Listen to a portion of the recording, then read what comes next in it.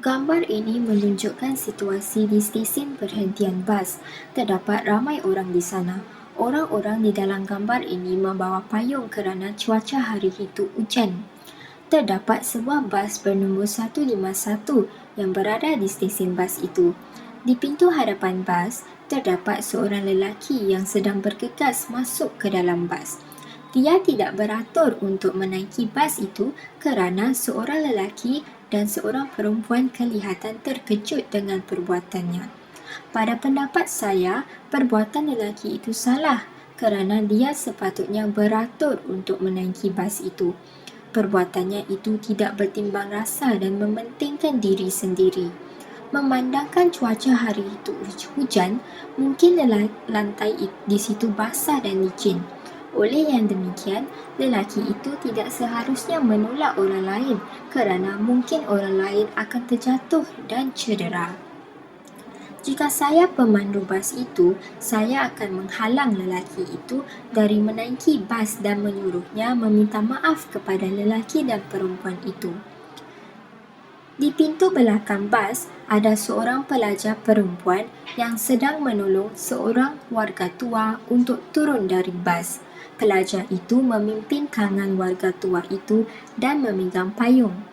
Pada pendapat saya, perbuatan pelajar itu harus dicontohi kerana ia menunjukkan sifat tolong-menolong.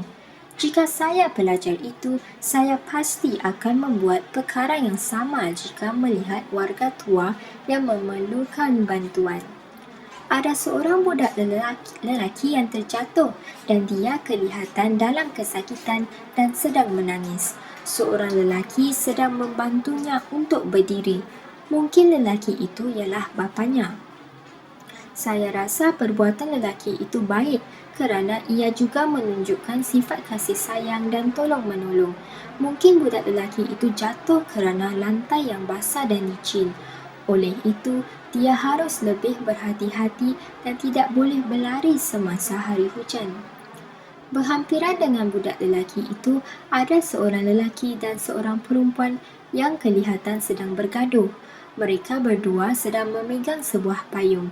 Saya rasa perempuan itu marah kerana lelaki itu merencis air di payungnya dan air itu terkena dirinya. Pada pendapat saya, perbuatan lelaki itu salah dan tidak harus dicontohi. Dia harus bersikap lebih bertimbang rasa.